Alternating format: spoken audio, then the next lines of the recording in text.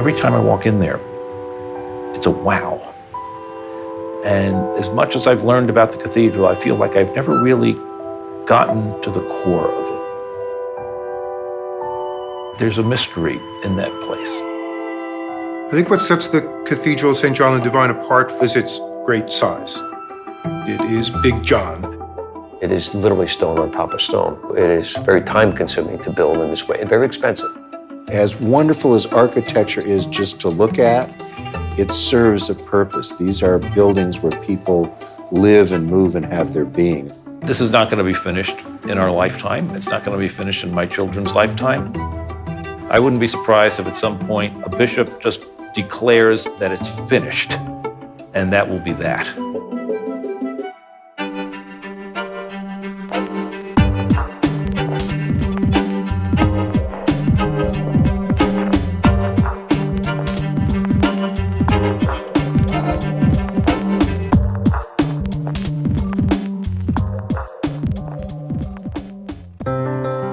The Cathedral of St. John the Divine stands firmly amongst the buildings of Morningside Heights in northern Manhattan and is one of New York City's most impressive structures.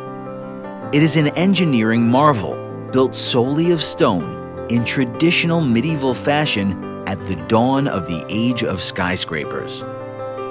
But one has to wonder, what inspired such a massive construction project? In 1877, New Yorkers saw the completion of St. Patrick's Cathedral on Fifth Avenue. And St. Patrick's Cathedral at that time represented many of the Irish immigrants who were the working class. And the Episcopal families tended to be the more affluent and the more politically powerful segment of New York society at the time. So from their point of view, there was something wrong with that picture. Why is it that my servants, driver, my cook, has this beautiful cathedral, St. Patrick's, and there is no Episcopal cathedral? So in 1883, when a piece of land became available in Morningside Heights, the Episcopal Diocese of New York saw an opportunity to build their cathedral.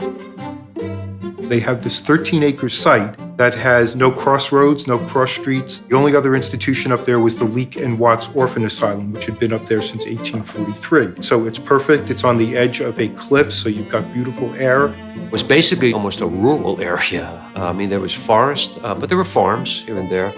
The cathedral purchases this site. Now they've got to get a cathedral on it. In 1888, an architectural design competition was announced. Nearly 70 architecture firms from around the nation submitted plans, and from that group emerged the young partnership of George Hines and Christopher Grant Lafarge.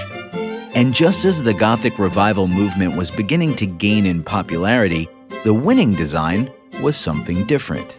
So the original part of the church, designed by Hines and Lafarge, was done in the Romanesque/Byzantine style. A very exciting style, which is a transition from the Romanesque to the Gothic era. So there were a few Gothic elements there, but essentially it was a round-arched Romanesque design.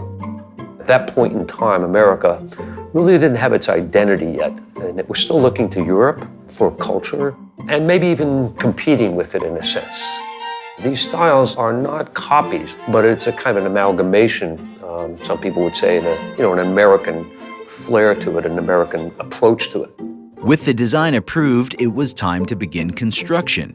And as with all building projects, it started with a strong foundation. The cornerstone is laid in winter, and that's a terrible time to start an excavation. The excavation actually started the summer of 1893 and went along pretty smoothly until they discovered what they thought was bedrock was a lot of loose rock, and all that loose rock had to be removed before they could hit the bedrock. And Manhattan schist, of course, is the bedrock of Manhattan, and lay the foundations of the cathedral. They expected to hit the schist, maybe 20 or 30, 40 feet down, but unfortunately, unbeknownst to them, some of the areas where the bedrock was much deeper, something like 72 feet in some places. So I know from 1892, when they set the cornerstone, certainly until 1900, if you looked at the cathedral site, you wouldn't see anything above ground.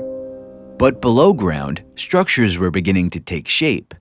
In 1899, the church prepared for services to begin in the underground crypt. From 1900 or so until 1911, that's where everyone worshiped at the cathedral. There were Tiffany furniture, stained glass, and an altar down in the crypt.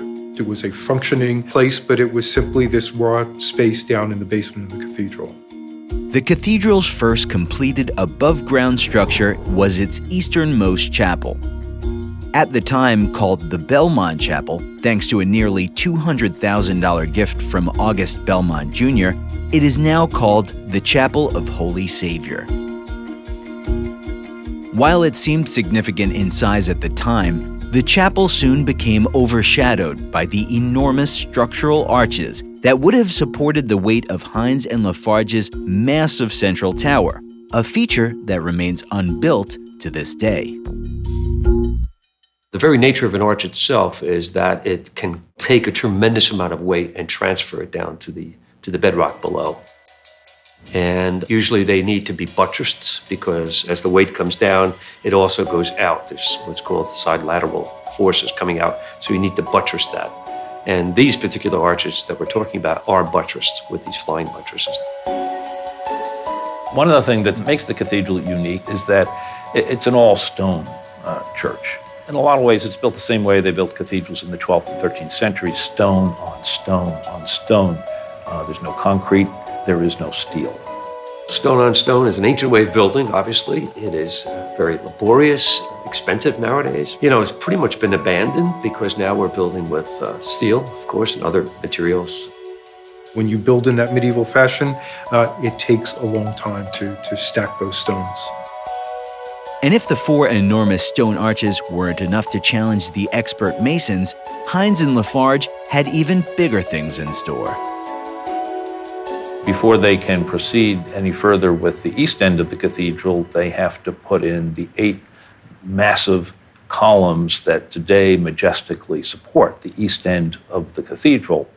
And of course, nothing else can be built until those columns are in place, and that's a whole nother epic story. The 8 granite columns that surround the high altar were quarried in Maine. It's the same quarry that provided the granite for the Brooklyn Bridge. It's a very high grade of granite. Hines and Lafarge, in their audacity, designed these columns to be the largest monolithic columns in the world. They're 55 feet high, they're 6 feet in diameter. Each column weighs more than 250,000 pounds. When they were excavated, they weighed 300 tons. There's a very medieval aspect to that, to these very large stones being excavated, but then you sort of switch to the modern era, and the cathedral wound up building for $50,000 back in 1903 a lathe that would spin these pieces of stone so that they could finally carve them and polish them to the finish that they are. But when they needed to be shaped and polished, the first one broke into 2 pieces, the second one broke into 2 pieces, and then they gave up. They were shipped on barges. The barges docked on the Hudson River. The next battle in this epic was to transport the columns to the cathedral. It's about a 2-mile trip. Morningside Heights is certainly one of the tallest spots of land on the island. It took them 19 days to drag the first half of one column up to the cathedral. So they used a steam-driven tractor that was connected to a winch that actually was secured into the ground. And then there was a cable that slowly pulled one column at a time, 300 feet. They would have to move everything, secure it into the ground again, and pull it 300 feet. That's why it took them so long to get it to the site. So they get them all up to the cathedral, and they finally have to start stacking them. And there are some what look like ship masts of wood that are 94 feet tall to lift the second piece of the column up into place. Often people will ask, well, why did they do it that way? And I think the answer is because they could. It was a kind of show of American ingenuity, American daring. This made rigging history around the world to be able to lift these columns into place. The whole process took 2 years. On a construction project, time is money. A lot of time is a lot of money. And it went catastrophically over budget and behind schedule.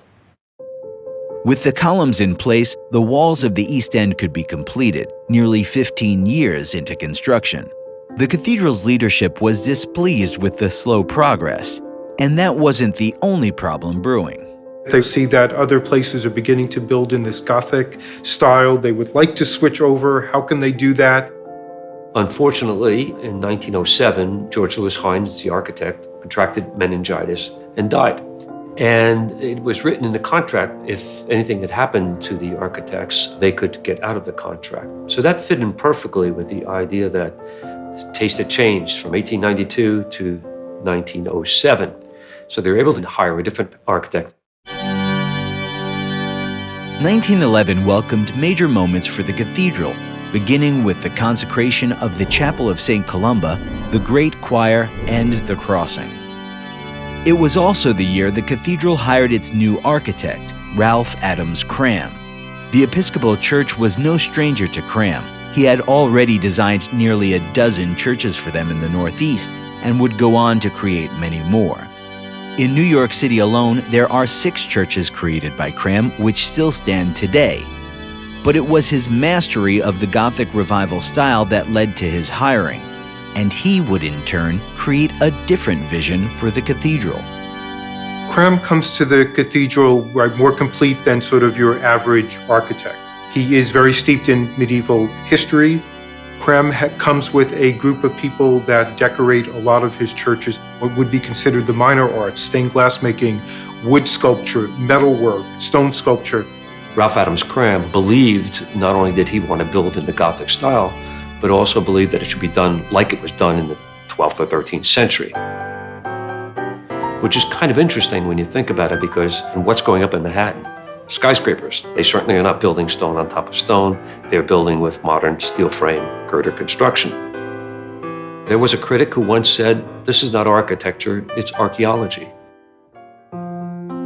From the time Cram began in 1911 and for much of the next decade, the cathedral's construction was slow for many reasons, including World War I. But during this time, many of the cathedral's 7 chapels are built.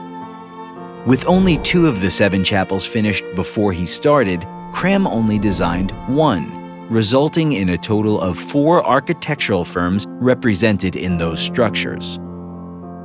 He does the French chapel of St. Martin of Tours. The other thing that Cram did there is the Stuyvesant Baptistry. And it's not until after World War I to 1924 that Cram begins building the cathedral proper. The chapels were built as tributes to the immigrant groups that contributed to New York's early development and growth. Each one is uniquely different, and each one deals with light, deals with materials, deals with textures in a very different way. There's this nice quote from Cram where he talks about how these now look like a necklace with, 7 different but related jewels that are hanging on them. So he sort of gave approval to that. The cathedral, as you look into it in greater depth, while it originally had one singular powerful idea, it has become a place that's really a collage of authors over time. Designers, architects, craftsmen, amongst others, have come and gone during the cathedral's construction. But one family was a fixture for 4 decades, beginning work shortly after the cornerstone was laid and remaining until construction stopped again in 1941. The Guastavino company and style absolutely ties the entire cathedral together. They begin in the very earliest stages of the cathedral doing the real grunt work, the things that are holding up the floor of the cathedral. So the entire crypt is covered with sort of the bread and butter work of the Guastavino family, which is fireproof construction. Perhaps the most impressive work by the Guastavino family in the cathedral is one hidden in plain sight, and technically shouldn't be there. The crossing dome, which is 100 foot in diameter, and was simply done as a way to cover up a hole left behind by the Hines and Lafarge construction. That was a temporary solution to the problem at that time. Now, what's interesting is that Guastavino Dome is still there today, over 100 years later. So as we often say, temporary might mean something else or different in cathedral time. When Cram began to extend the church 300 feet to the west with the long, narrow part of a cathedral known as the nave, the Guastavinos were back in the basement doing the same work they did decades earlier, building the structural arches that hold up the floor of St. John. What he throws in there is a full-length basketball court underneath the nave that's covered with a beautiful Guastavino vault on top of it. Then if you're standing in that nave and you look up at the ceiling, which would look like medieval stonework, all of that is Guastavino tile work. The decoration and the structure is one in the same, and that's what is really beautiful about Guastavino. The cathedral's nave was constructed through the 1920s and 30s and was a monumental feat. The massive bronze doors were cast by Barbadian, who also cast the Statue of Liberty, and each weigh 3 tons. The statue itself could stand tall, with room to spare, under the nave's high arches that reach 124 feet in height. The Great Rose Window, the largest in the United States, is made of more than 10,000 pieces of glass. The long nave helps the church claim the title of largest cathedral in the world by way of length, 601 feet, or 2 football fields plus a football. But none of these impressive details make this great structure a cathedral. Every cathedral is a church, but not every church is a cathedral. And so what makes a church a cathedral? It basically has to do with the cathedra. The root word of the cathedral is cathedra. A cathedra is a bench or a chair that is in every cathedral. The cathedral is the seat of the bishop of that diocese. In the ancient church, the bishop, who was the leader of the Christian community, did this preaching and teaching from a seated position, not from a standing position as we do it today. Size doesn't matter for this. You could have a huge church that is not a cathedral. You could have a church no bigger than this room, but if it is the bishop's seat for that diocese, it's a cathedral. On November 30th, 1941, the entire length of the cathedral was consecrated after 50 years of construction. However, the cathedral wasn't yet finished. 1 week later, on December 7th, 1941, Pearl Harbor was attacked, halting work on the cathedral once again as the country entered World War II. The cathedral was now open from end to end for the first time, and as all churches do, supported a community during harder times. One of the ways the church assisted in the war effort was by holding the graduation exercises for a total of 26 classes of naval midshipmen from Columbia every 10 to 12 weeks from 1943 through 1945. The unique attribute that allowed for such a large event was simply the immense capacity of the cathedral. This cathedral is unusual because even though it is the Cathedral Church of St. John the Divine, and very much a church with worship, it doesn't have a lot of furniture that's fixed. It has spaces that can be transformed into many different ways of inviting people in and doing events. And it's meant not just for the diocese. I mean, there are maybe 63,000 Episcopalians in this diocese. If that was built only for a denominational, devotional purpose, then people built it too big. They had something else in addition to those functions in mind. They wanted this to be truly the Cathedral of New York and a cathedral for everyone. One of the cathedral's most popular draws is their visual arts program and collection. Rotating exhibits fill the classical spaces with art that tackles challenging social issues. Installations range from classical to modern and everything in between. I think that shows the sort of richness where we are in society now, too, and how I think this cathedral has been really open and welcoming to the changes that have happened. The 1980s brought yet another phase of construction, this time on the cathedral's south bell tower. Work continued through 1993, but was then halted because of a lack of funding. From 1988 to 1997, the cathedral's western facade received the sculptures that make up its central portal of paradise. English sculptor and master stone carver Simon Verity spent nearly a decade perched on scaffolding, chipping away at the stone, creating the figures you see today. The western facade of the Cathedral of St. John the Divine is very important because it's the first thing that people see as they're approaching the church. I think it shows the magnificence of the building, but also acts as a kind of invitation for people to enter. And it would have been perfectly obvious to the medieval man in the street what you're looking at when you look at the western facade of a Gothic cathedral. We moderns need a little help seeing this. What you're looking at is the gate to a city. Consists of several portals with a very large portal in the center, and then smaller entrances on either side. And this is exactly the design of the gate to a walled medieval city. Another thing I think of is the overture to a musical, just like the overture to an opera, has the themes, the melodies that you're going to hear during the performance. And the western facade of the cathedral presents the themes that are going to be developed in more detail in the cathedral's interior. When you look at the western facade of the cathedral, if you look up above the rose window, you see two hexagonal sculptures. One of them has a hand, and it's the hand of God with rays of light. It's a reference to the very beginning, the first day of creation. And then you look on the other side, and it is of a lamb with these 7 funny little things hanging down from it. They're the 7 seals. You're looking at an image from the very end of the Christian Bible. The cathedral is going to take you from Genesis to Revelation. You're going to go, really walk through the entire Bible.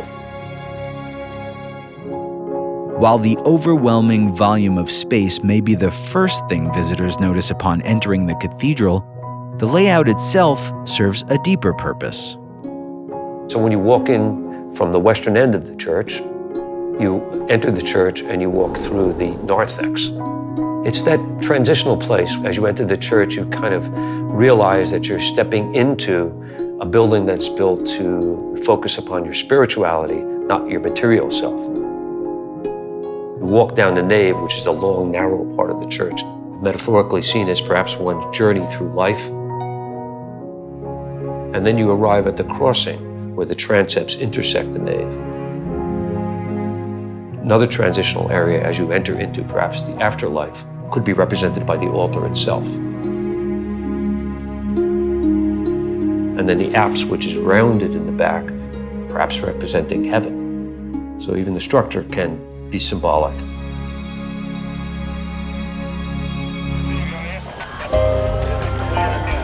In December 2001, tragedy struck the cathedral when a fire broke out in its north transept. So you had a very significant temperature, a big enough fire that it would break through and spew soot and smoke into the cathedral.